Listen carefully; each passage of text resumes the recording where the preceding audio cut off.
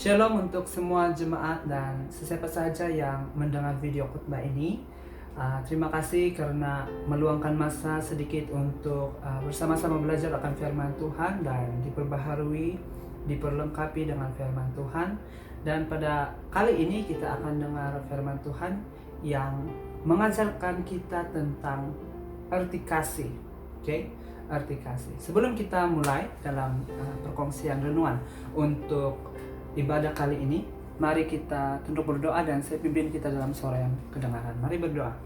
Tuhan, kami mengucap syukur buat kesempatan yang Engkau berikan untuk kami untuk mendengarkan kebenaran firman Tuhan. Kiranya Engkau yang ditinggi dan dimuliakan atas segalanya. Bahkan di dalam waktu kami mendengar firman Tuhan ini, kami terus-menerus menjadi kuat, kami terus-menerus diperlengkapi menjadi semakin matang dalam kerohanian kami, di dalam gaya hidup kami dan sebagainya. Semuanya itu adalah untuk kemuliaan nama-Mu ya Bapa. Biarlah supaya apa yang kami dengar, apa yang kami terima, itu kami jadikan pedoman dan kami dapat praktikkan itu sesuai dengan apa yang Engkau kehendaki bagi kehidupan kami. Terima kasih Bapa, ini doa kami. Amin. Baik, sekali lagi saya mau peringatkan bahwa khotbah pada minggu ini atau renungan firman Tuhan pada minggu ini berbicara tentang atau berpaksi pada kasih.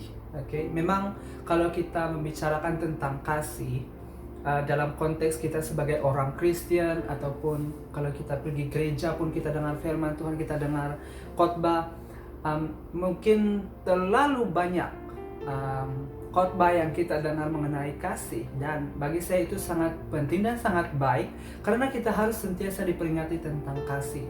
Kasih itu seperti bagi saya adalah satu keunikan bagi kita sebagai orang-orang yang percaya kepada Kristus.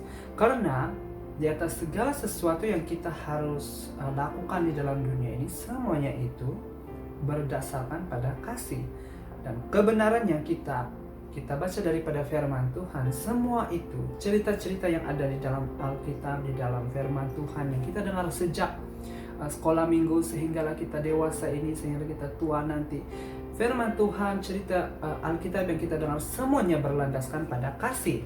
Karena itu, kasih juga harus menjadi tema utama di dalam kehidupan kita. Harusnya menjadi tema yang mendorong setiap kehidupan kita sebagai orang Kristen. Karena Allah itu adalah kasih.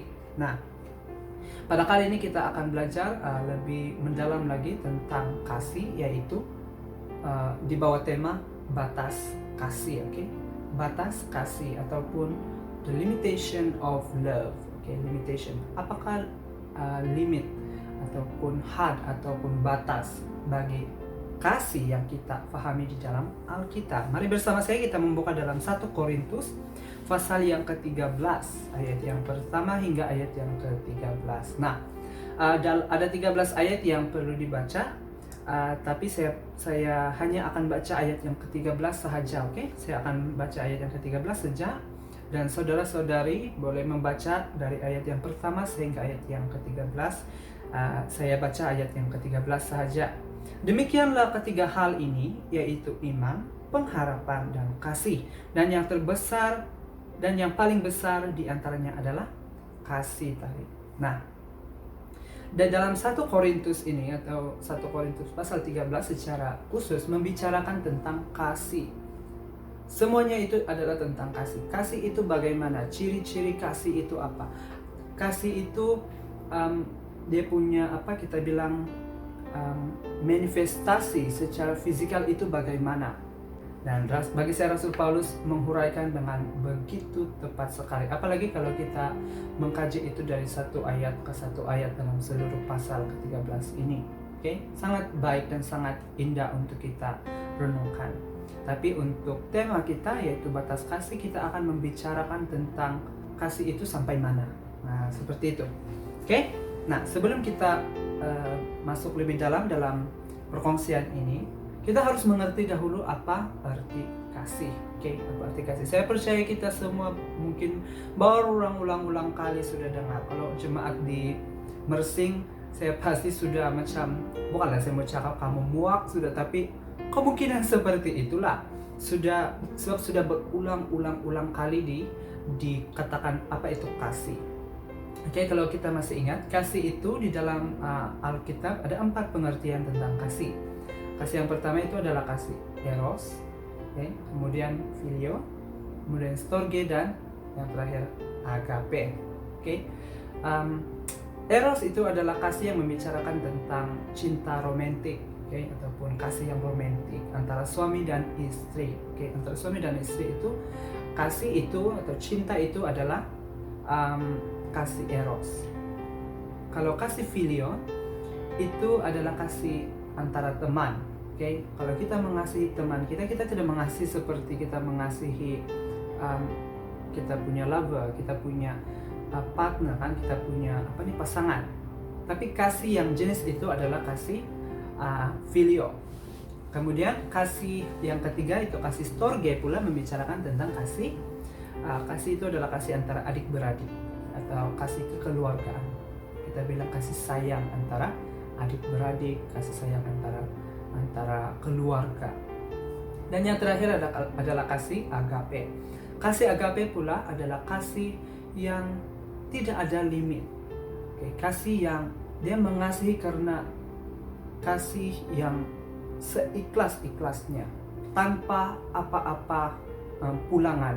Bukan karena dia itu keluarga, bukan hanya karena dia itu kita punya partner, bukan hanya karena kita kenal dia sebagai kawan, tapi kita mengasihi dia karena ada rasa sayang yang mendalam untuk dia. Okay? Untuk dia. Dan kasih agape itu adalah untuk semua orang.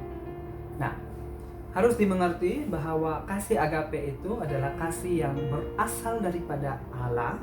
Dia berasal daripada Allah dan hanya disempurnakan di dalam Allah. Hanya Tuhan saja yang menyempurnakan, seperti itulah, menyempurnakan kasih agape itu sendiri. Sementara kita masih di bumi dengan tubuh yang fana ini, kita dipenuhi dengan ketidaksempurnaan. Kita ada saja imperfection kita, dan itu membuatkan kita tidak dapat mengerjakan kasih agape itu secara total atau secara sempurna. Nah, mengapa ini penting? Karena ini akan menjadi satu landasan untuk kita untuk mengerti mengapa kita harus memandang Tuhan Allah itu sebagai inspirasi kita, sebagai idola kita, sebagai contoh kita, dan sebagai pengerja akan kasih itu sendiri dalam kehidupan kita, sehingga kita perlukan Dia untuk menyatakan itu kepada kita, untuk menguatkan kita untuk melakukan itu, melakukan kasih agape itu. Nah, itu adalah 4 jenis kasih, dan itu semua menurut Bible, menurut Alkitab. Okay? Dalam firman Tuhan kali ini kita akan mengerti, kita akan belajar, okay, di dalam tema ini sampai mana kita harus mengasihi, seperti itu, kayak begitu. Nah, yang pertama, kasih yang kita harus ingat, okay, kasih dan seperti yang saya katakan tadi, yang kita akan belajar itu adalah kasih agape. Okay? Sampai mana batas kasih agape itu? Yang pertama adalah kalau kita mau mengasihi, kita harus mengasihi Allah. Sampai mana batas kita mengasihi adalah yang pertama, kita harus ingat kita harus mengasihi Allah dahulu. Okay?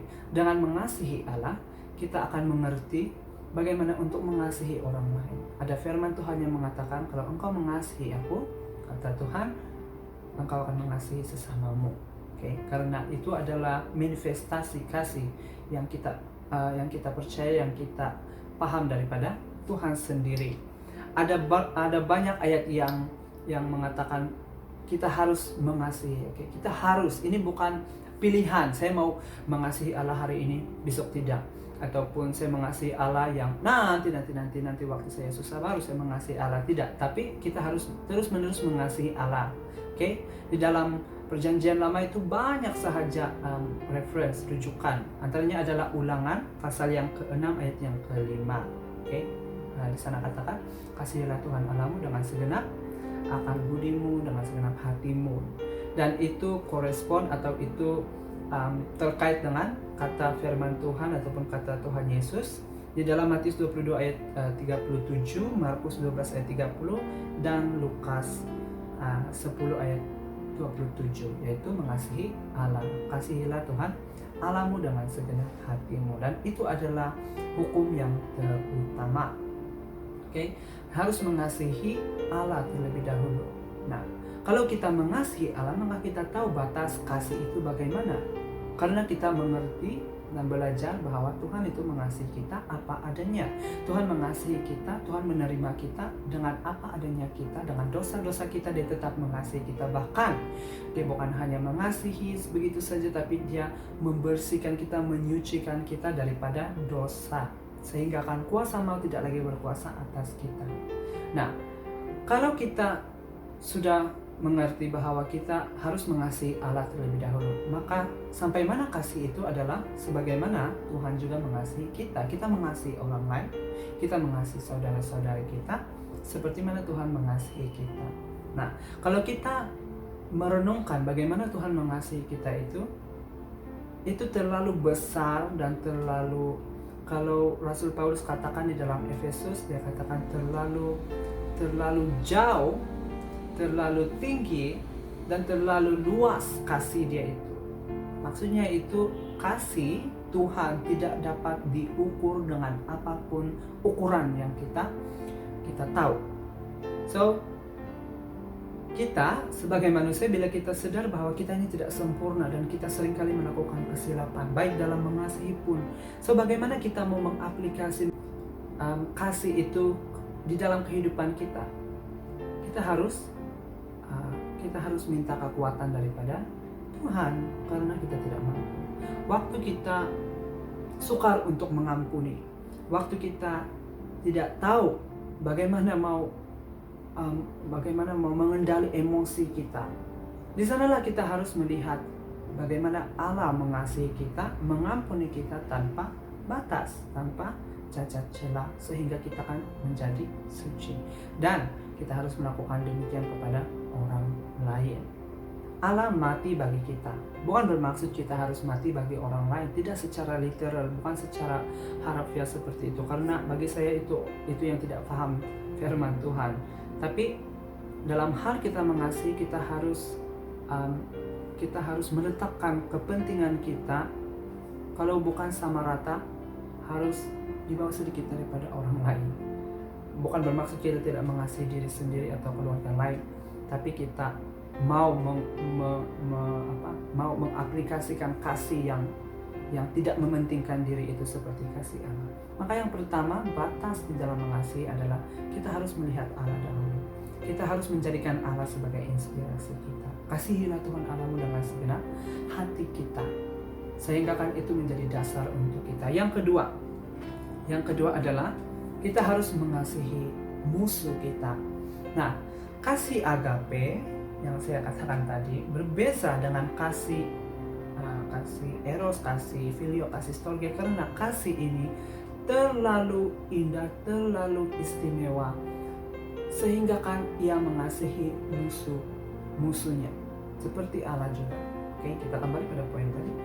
Allah mengasihi musuh-musuhnya. Ketika Dia disalib pun Dia mengatakan, ampunilah mereka karena mereka tidak tahu apa yang mereka lakukan. Nah, bukan Allah menganggap mereka musuh, tapi dalam situasi seperti itu, kalau kita dalam kedudukan Allah itu, kalau kita menganggap, manusia kita menganggap mereka itu adalah musuh kita, oke? Tapi bagi Allah tidak. Dia mengampuni mereka, bahkan Dia berdoa untuk mereka. Nah, bagi saya, kenapa kita sebagai orang Kristen itu unik di dalam mengasihi berbanding dengan kepercayaan yang lain, dengan pemahaman yang lain atau agama yang lain? Karena kasih kita itu, kasih yang diajarkan dalam Alkitab adalah satu standar yang lebih tinggi berbanding kasih yang ada di dunia ini. Ketika orang-orang yang di dunia ini yang tidak mengenal Tuhan Yesus, karena mereka juga mampu mengasihi. Orang yang ateis pun, yang tidak ada tidak kepercayaan ataupun tidak percaya kepada Tuhan pun mampu mengasihi. Tapi satu kasih yang mereka tidak boleh lakukan adalah mengasihi musuh. Sama juga seperti agama-agama yang lain. Tidak ada agama yang mengajarkan dengan uniknya bagaimana Kristen atau bagaimana Kristus mengajarkan kasih, yaitu mengasihi musuhnya. Tidak ada standar yang lebih tinggi daripada itu. dalam hal agama-agama yang ada di dunia ini atau kepercayaan yang ada di dunia ini.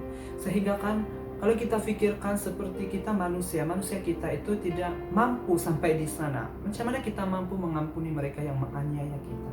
Dan teringat saya waktu ada keluarga yang mengongsikan tentang tentang penganiayaan yang berlaku di Sulawesi Utara, Indonesia, tentang satu keluarga yang dibantai hanya karena mereka itu agama orang Kristen ataupun mereka itu percaya pada Kristus, dan mereka dibantai, mereka dipenggal kepala, dibawa keluar daripada hutan karena mereka melarikan diri, tetapi mereka dikeluarkan dipaksa keluar dan diheret keluar daripada hutan itu, dan mereka dipenggalkan kepala mereka satu keluarga. Kalau kita hanya karena mereka orang Kristen, kalau kita sebagai manusia kan, kita boleh pikirkan begini, bahwa orang yang menganiaya itu, yang penggal kepala itu tidak layak hidup, hanya karena ideologi mereka sanggup sampai ke kekejaman yang seperti itu.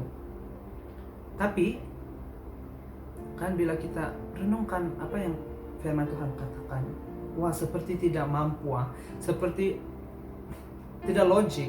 Kalau kita mau mengampuni mereka yang menganiaya ini, kita mau mengampuni mereka, apalagi berdoa untuk mereka. Tapi di sini kita dicabar dengan sepenuhnya kekuatan kita dan pikiran kita. Kita harus mendoakan mereka, berdoa untuk mereka. Memang sukar. Saya pun mengaku kalau saya first dengar benda itu, saya tidak pikir untuk mendoakan mereka pun. Tapi bila menyediakan firman Tuhan ini, saya diperingatkan tentang itu dan saya berdoa untuk mereka, bukan supaya mereka bermerajalela lagi buat semua itu, tapi supaya mereka ditemui oleh Tuhan dan mereka bertobat, mereka menerima Tuhan sebagai Yesus Kristus sebagai Tuhan dan penyelamat, sehingga kan mereka juga menjadi antara kita yang diselamatkan, jiwa-jiwa yang dimenangkan oleh Kristus. Nah, bagi saya itu satu hal yang sangat sukar. Tapi sampai situlah standar, sampai demikian standar kasih di dalam Tuhan. Membicarakan tentang kasih ini begitu besar, begitu luas. Tapi dalam 2 poin yang sudah kita belajar tadi, saya percaya kita dikuatkan, kita dipenuhi, kita lebih sadar tentang keadaan kita, dan kita tahu bahwa selama ini apakah kita mengasihi dengan betul, apakah kita meletakkan satu batas pada kasih itu, atau bagaimana. So pada akhirnya saya mau membawa kita untuk mengevaluasi diri sendiri, melihat pada firman Tuhan yang kita dengar dan kita belajar pada kali ini, apakah kita mampu mengasihi, apakah kita mampu sampai pada batas kasih yang sudah kita beritakan, yang kita sudah dengar tadi. Nah, bagi kita secara manusia memang tidak mampu. Karena itu carilah Tuhan, berdoalah di hadapan Tuhan untuk hidup kita, untuk diri kita, agar kita juga mampu melakukan bagian kita dalam hal mengasihi. So firman Tuhan sampai di sini saja mengajarkan kita tentang apakah arti ataupun apakah batas daripada kasih yang kita pelajari daripada Tuhan Yesus Kristus. So sampai di sini saja. Terima kasih. Mari kita berdoa. Tuhan, kami mengucap syukur buat kesempatan yang Engkau berikan untuk kami mendengarkan firman Tuhan. Kiranya Engkau yang terus-menerus menguatkan kami, terus-menerus memperlengkapi kami, mengajar kami. Firman Tuhan yang kami dengar sebentar tadi, kami tidak mau hanya menjadi pendengar, tapi kami menjadi pelaku. Dan pelaku akan kebenaran firman Tuhan. Engkau yang dimulia dan ditinggikan atas semuanya. Engkau juga yang bertakhta, Engkau juga yang berkuasa. Karena itu ya Bapa, tinggallah di dalam hati kami, terus-menerus mengajar kami hari demi hari, waktu demi waktu, supaya kami mengerti dengan sungguh-sungguh dan mengalami, menghayati pribadi Tuhan Yesus sendiri dalam kehidupan kami. Terima kasih Bapa, kami mau serahkan masa depan kami ke dalam tangan-Mu. Apapun yang kami lakukan, apapun yang kami lalui, kami percaya Tuhan yang mengatur langkah kami, Tuhan yang memelihara kami, sehingga segala sesuatu itu terjadi untuk kebaikan kami. Tuhan menyediakan masa depan yang penuh harapan untuk kami. Terima kasih Bapa, ini doa kami berdoa mengucap syukur. Amin. Baik, so firman Tuhan pada kali ini sampai di sini saja. Saya percaya kita semua diberkati dan saya mengharapkan kepada jemaat, khususnya kepada jemaat di SIB Mersing, supaya terus menerus dengar firman Tuhan. Anda boleh cek ataupun pergi lihat khotbah-khotbah yang pasti sudah post atau upload di YouTube selama ini. So kamu bolehlah pergi tengok. Kalau sudah tengok semuanya, boleh juga tengok share video yang ada di Facebook dan sebagainya. So saya berterima kasih untuk semua yang melihat video khotbah ini, dan kita jumpa di video yang seterusnya. So terima kasih, Tuhan memberkati.